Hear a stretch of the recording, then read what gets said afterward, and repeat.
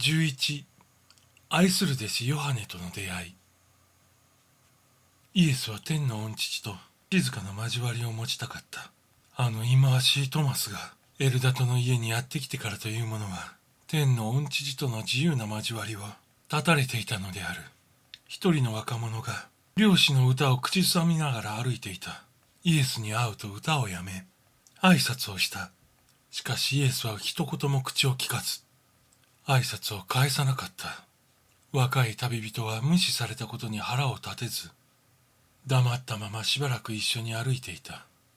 突然この陽気な若者は話し出した。あなたの名前をお聞かせください。私の名はヨハネと言います。彼の凛々とした声は澄んでおり、彼の体は痩せぎすでほっそりしていた。一瞬イエスはヨハネを見て深々とお辞儀をした。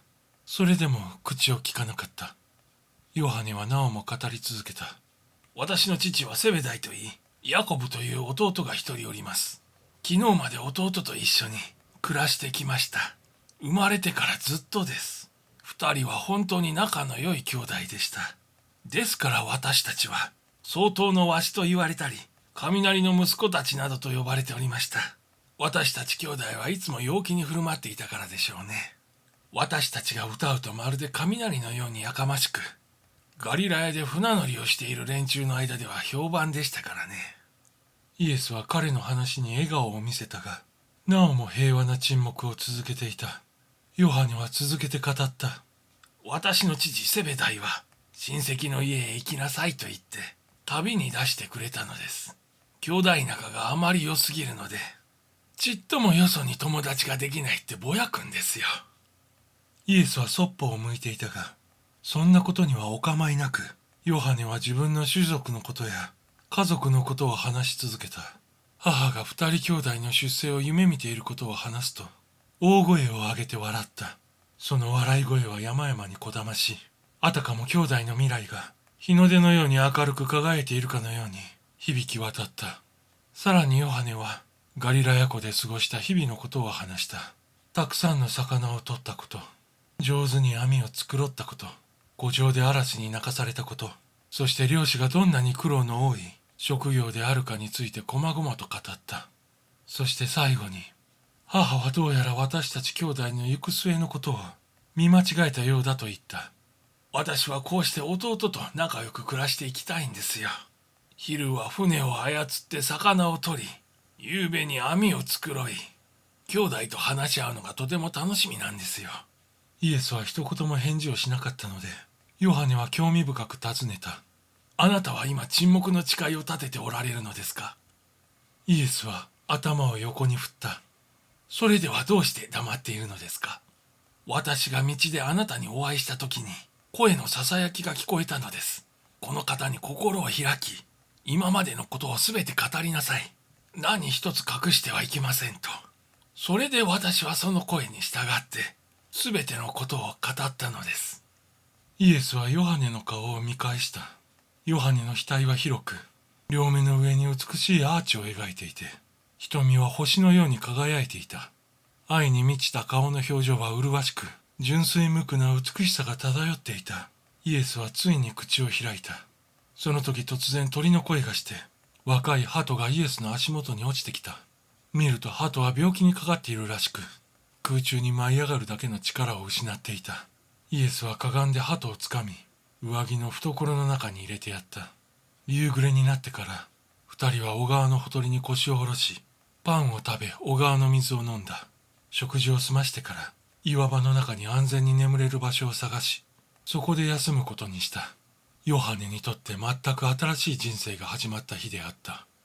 後に、同僚の弟子に語ったところによると、その夜、ヨハネがイエスの寝顔を見たときに、その神聖な顔の輝きに打たれ、最愛の弟のことをすっかり忘れてしまうほどの衝撃を受けたという。東の空に燃えるような光が差し込んできて、夜の帳を谷底へ追いやってしまう頃、眠りの井戸から這い出した生き物たちは、新鮮な息吹をみなぎらせながら活動を開始した。陽光は優しく山々に口づけし、遥か彼方にそびえ立つヘルモン山の頂上は光に燃えていた。鳥や獣、そして花々までも自分のやり方で神を賛美していた。イエスは立ち上がり、上着の中で温めていた。鳩の子を空中に押し上げると、鳩の子は太陽に向かって力強く飛び去っていった。イエスはヨハネの方に向き直っていった。この印をご覧なさい。あの鳩の子が大空に向かって思い切り羽ばたいている様子を、何者にも縛られない元気な姿をご覧なさい。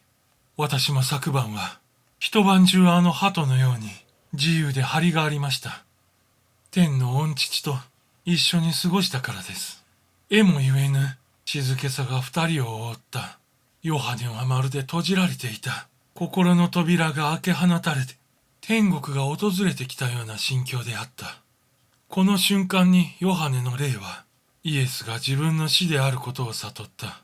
イエスの言葉は単純であったが、深い意味が込められていて、容易にこなせるものではなかった。ヨハネは思い切って尋ねた。どこにあなたの御父がおられたのですか？昨晩は私たち二人きりで、星も顔を出さない真っ暗な夜を過ごしたではありませんか。そんな中で御父はどうしてあなたを見つけ出したのでしょうか。私の御父にとっておできになれないことは一つもないのです。何ですって。ヨハネはイエスの輝きに圧倒され、自分が何を言ってよいかわからなかった。イエスは続けて言った。そうですとも、昨日飛び去った鳩の子でさえも、天の御父のお許しがなければ、地上に落ちることはないのです。ついにヨハネは身をひれ伏して叫んだ。私は何一つ知らない愚か者です。どうかそのような私に理性と光をお与えください。